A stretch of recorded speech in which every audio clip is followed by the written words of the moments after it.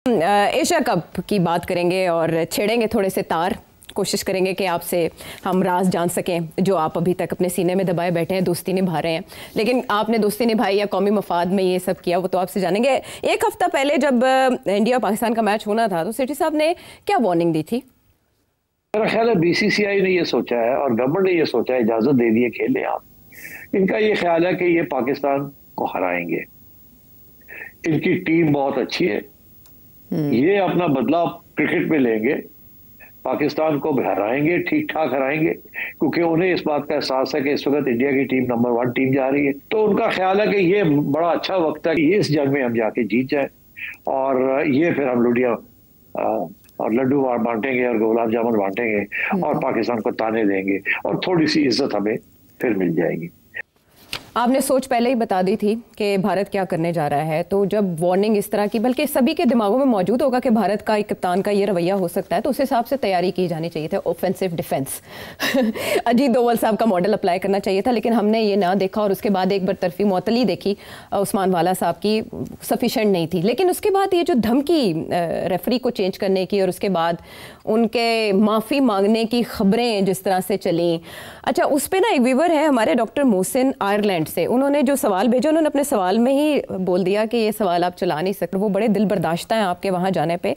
उन्होंने कहा है कि आप उनको सपोर्ट करने चले हुब्बुल वतनी के नाम पे। हुब्बुल वतनी किस बात की? जब आप स्पोर्ट्स के बारे में सियासी फैसले करेंगे तो इसी तरह के नतीजे आएंगे जिस तरह से सामने अब आया। क्रिकेट मैनेजमेंट एक्सपोज हो चुकी है 2-2.5 साल के अंदर कि पाकिस्तान का किसी क्लब क्रिकेट से भी मैच करा दिया जाए तो पाकिस्तानी टीम शायद उसमें भी फंस जाए। और उन्होंने कहा है आपको कि आपको प्रिंसिपल स्टैंस लेना चाहिए था। इंडिया ने बेशक घटिया हरकत की है, लेकिन पाकिस्तान को इस हद तक नहीं जाना चाहिए था, एक्सट्रीम पोजीशन नहीं लेनी चाहिए थी कि जिसके बाद ये वाली सिचुएशन डेवलप हो जाती जो हमने स्क्रीन्स पर देखी। आपको क्यों जाना पड़ा इस रेस्क्यू मिशन पर? भाई साहब, आपके साथ भी आयशा ने वही किया है, म्यूट कर दिया आपको, जो कि पीसीबी ने रेफरी को किया है एंडी को, कि उसने क्या कहा वो तो नहीं हमने सुना, मगर आपकी बात भी जो है ना वो पूरी नहीं सुनाई उन्होंने। मेरा ख्याल है आपने कोई थोड़ी बहुत गड़बड़ की होगी आपकी। और आपने, मैंने सुना आपने ये भी कहा कि ये आप चला भी नहीं सकते जो मैं कह रहा हूँ। अच्छा, तो बात तो मैंने समझ आ गई है कि ये आपने क्या कहा है। अच्छा, उसका जवाब बड़ा सीधा सा है। देखिए, आपके इख्तलाफात मोहसिन नकवी से होंगे, आपको दुख होगा जिस तरीके से क्रिकेट मिसमैनेज हुई है और जिस तरीके से क्रिकेट टीम की कारकर्दगी इतनी गंदी रही है और है अभी भी।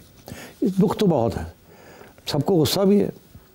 अब सिलसिला मसला ये है कि ये एक ऐसी क्राइसिस थी जिसमें पाकिस्तान का बहुत नुकसान होने जा रहा था, क्योंकि पाकिस्तान ने पीसीबी ने एक मौक़िफ़ इख्तियार कर लिया था कि हम बॉयकॉट कर देंगे अगर आईसीसी ने माफ़ी ना मांगी या इन्वेस्टिगेट ना किया। और मुझे पता था कि करना नहीं है, और उसकी वजूहत मैं आपको अभी बताता हूँ। अब ये एक फ़ैसला हो चुका था, अब उस फैसले को से निकलना कोई आसान काम नहीं था, और लगता ऐसी था कि अंडर पब्लिक प्रेशर कि जी हम बॉयकॉट ही करते हैं, फिर जाए जन्नत में जाए एशिया कप भी और जन्नत में जाए आईसीसी भी। अच्छा, मेरा हमेशा ये मौक़िफ़ रहा है कि अपना मौक़िफ़ ज़रूर दें, लड़ें, कानूनी तौर पे लड़ें, मगर इंटरनेशनल अरीना छोड़ना नहीं है। जैसे ही सियासतदान को हम कहते हैं कि इलेक्शन जैसी भी हो, इलेक्शन लड़नी चाहिए, रिगिंग हो ना रिगिंग हो, इलेक्शन बॉयकॉट नहीं करना चाहिए, वैक्यूम नहीं छोड़ना चाहिए, खला नहीं होनी चाहिए, आप लड़ के अपने मौक़िफ़ पेश करें। तो that has always been my फ़लसफ़ा, और इसीलिए we are still in the game. तो अब बात यह है कि तो जब उन्होंने मुझे याद किया तो मुझे दोस्तों ने कहा कि आप मत जाएं, आप उनको सपोर्ट मत करें एंड सो ऑन। तो मैं मोहसिन नकवी साहब को सपोर्ट करने नहीं गया था, मैं गया था पाकिस्तान क्रिकेट बोर्ड को सपोर्ट करने। तो अगर ये क्रिकेट बोर्ड आउट हो जाता तो पाकिस्तान की क्रिकेट को बहुत नुकसान होना था। वो क्या नुकसान होना था, वो मोटी बात तो ये है कि आपको Asia cup, Asian cricket council में भी आपके ख़िलाफ़ आईसीसी ने लोग खड़े कर देने थे, आप फ़ारग हो जाते। इसी तरीके के साथ आप आईसीसी आपको पेनल्टी लगा देता, और ये जो सारे 15-16 मिलियन डॉलर्स आने हैं वो भी ना मिलते, और आपके ऊपर शायद पीएसएल के ऊपर भी पाबंदियाँ लग जाती कि जी फॉरेन प्लेयर्स नहीं जा सकते खेलने के लिए। तो this was an existential crisis for PCB. अब इन्होंने फ़ैसला तो कर लिया था, काश ऐसा फ़ैसला ना होता, मगर जज्बात में आके कर लिया। अब निकलना था उसमें से थोड़ी बहुत इज़्ज़त के साथ, तो मेरा ख्याल है वो कर लिया इन्होंने। तो यही हिदायत थी, यही हमने बैठ के फ़ैसला किया। इसीलिए मैं गया था कि मुझे उन्होंने बुलाया तो मैंने कहा मैं जाके अगर पूछेंगे तो मैं बताऊंगा कि मेरा ख्याल है। और अच्छी बात यह है कि उनके भी ख्यालात इसी किस्म के थे कि अब कैसे निकला जाए, तो हमने निकाल लिया उनको और गेम चल पड़ी है और अल्लाह खैर सल्ला। तो मेरा सिर्फ ऑनेस्टली यही मौक़िफ़ था कि PCB should survive, PCB cricketers should survive, this is a great game जो कि वी लव डियरली। इसमें मोहसिन नकवी साहब is not the problem, problem is India.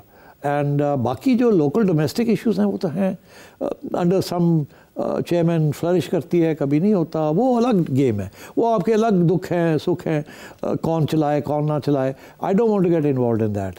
But जहाँ क्रिकेट और पाकिस्तान का कोई इशू आता है, whether it is a political issue for Pakistan, I have to stand with my country and I have to stand with my cricket board.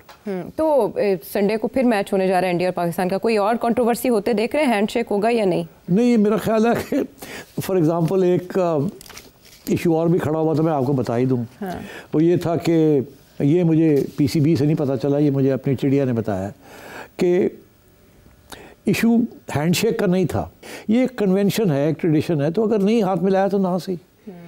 मगर वो जो बाद में उनके क्रिकेटर ने आके जो बातें की है और पॉलिटिकल बातें कर दी है, दैट वाज डेफिनेटली ऑब्जेक्शनेबल।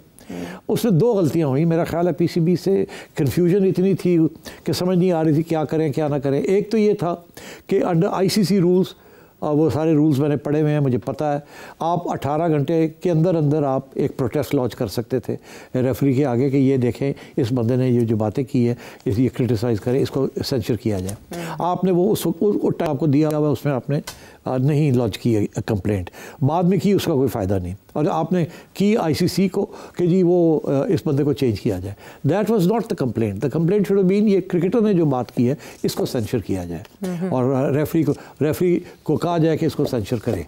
और अगर रेफरी ना करता तो फिर आप कह सकते थे, मगर आपने तो उधर गए नहीं, आप वो टाइम में फारग हो गया। और दूसरी बात ये थी कि आपको चाहिए था बताना उस वक़्त कि जब सेरेमनी हो रही थी तो उनके क्रिकेटर ने आके ये बातें की तो PCB ने अपने बंदे पुल कर लिए, नाराज़ हो गए कि हम जा रहे हैं, हम नहीं आएंगे सेरेमनी में। अरे भाई आप आते, जब आप, उन्होंने आपसे भी तो इंटरव्यू करनी थी ना, तो आप आते तो आप जवाब देते ना उस क्रिकेटर का। अच्छा। और कितने जवाब दे सकते थे? आयशा को मैं अभी पूछूं तो ये अभी जवाब दे देती है। क्या कहती तुम?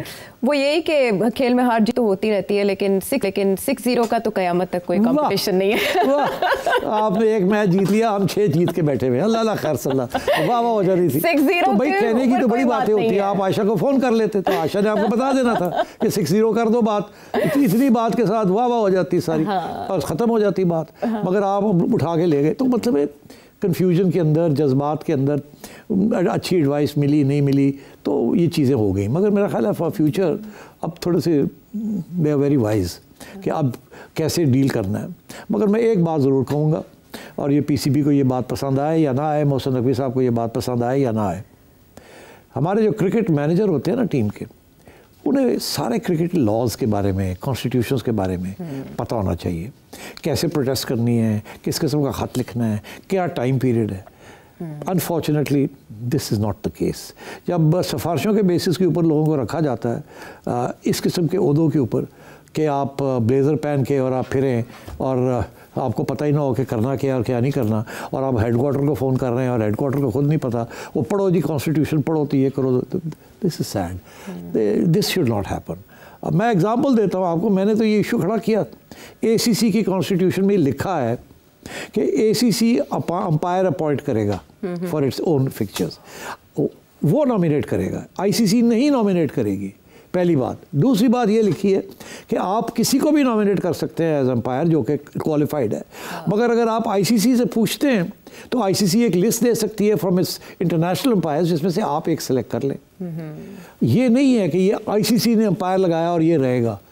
तो लगता है ऐसे है कि जय शाह साहब ACC छोड़ के जब ICC गए हैं तो ये भी कर गए हैं कि जी आईसीसी अंपायर लगाएगी। आपने कॉन्स्टिट्यूशन नहीं पढ़ी, जब आप आए थे आपको पता नहीं था, या पता होना चाहिए था एज प्रेसिडेंट ऑफ आपके जो एडवाइजर्स हैं उनको बताना चाहिए था कि जी उनकी कॉन्स्टिट्यूशन के अंदर ये, आपकी कॉन्स्टिट्यूशन के अंदर ये लिखा है, ये जो अंपायर है ये इसको नहीं आप एक्सेप्ट करें, आप कहें नहीं हम अंपायर नॉमिनेट करेंगे, ये अंपायर को क्यों ना एक्सेप्ट करते। मैंने उस दिन जिक्र किया, रमीज़ बसात थे, मैंने रमीज़ को बताया उससे पहले कि ये साहब जो हैं इन्होंने 90 इंडिया के मैचेस हैं जहां ये रेफरी इनको इंडिया ने अपॉइंट किया, 90 और 14 मैचेस हैं जिसमें टेस्ट मैचेस हैं, ओडीआईज है और वनडेज हैं और T20s हैं जिसमें इंडिया ने इनको अंपायर नॉमिनेट किया है, रेफरी एंड अंपायर मुफ्त। तो इंडिया तो हमेशा इनको चूज़ करता है। तो आपको पता नहीं था कि ये सिचुएशन ऐसी है। You could have protested, you could have said no we won't accept this, हम अपना अंपायर नॉमिनेट करते हैं।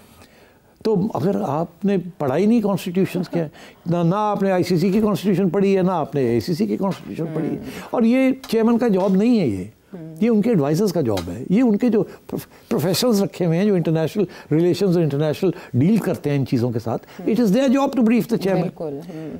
और by the way the manager should also, because on tour कुछ भी हो सकता है, हमेशा जो प्रॉब्लम्स होती हैं वो ऑन टूर होती है, तो ही शुड ऑल्सो नो। मगर अनफॉर्चुनेटली जब इस किस्म की सिचुएशन हो कि किसी को पता ही नहीं है व्हाट टू डू।